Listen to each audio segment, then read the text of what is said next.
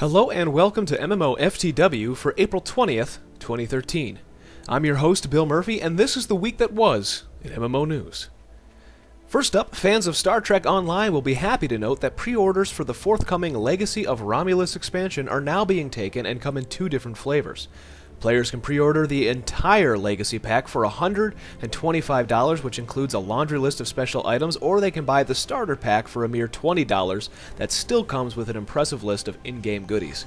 Legacy of Romulus is the game's largest expansion to date and brings the Romulan playable race into the title, along with ships, quests, and much, much more. The expansion is set to launch on May 21st.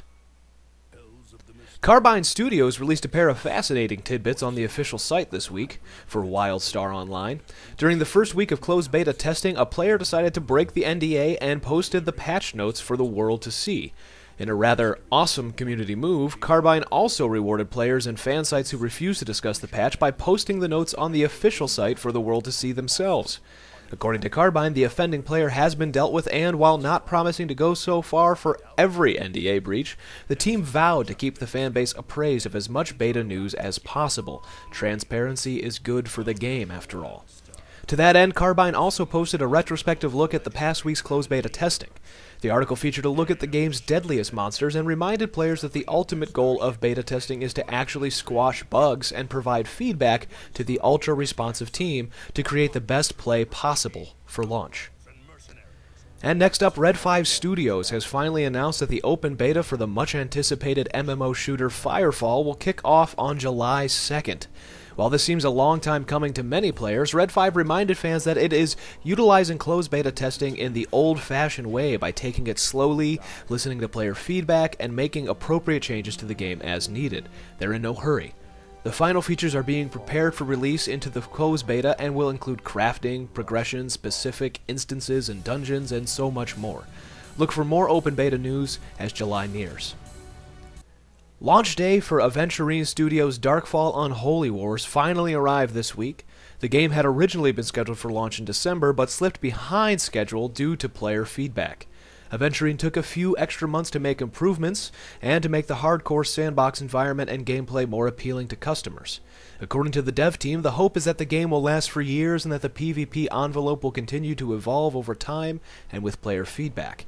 Keep your eyes on MMORPG.com for some of our own feedback on the game over the coming weeks, as our review in progress begins next week. And last but not least, Gazillion Entertainment recently announced a change in how players would acquire new playable heroes in their upcoming MMO, Marvel Heroes. The original system rewarded players with tokens that could be used to purchase heroes of their own choosing. In an announcement during last month's GDC, Gazillion revealed that players would be rewarded with new heroes in Marvel Heroes Online for the completion of events, tasks, and quests, and would have no choice in what heroes they acquire on their own. Of course, players and fans of the game stormed to the official forums and protested the idea, saying that they wanted to be able to make their own decisions. Who wouldn't, right?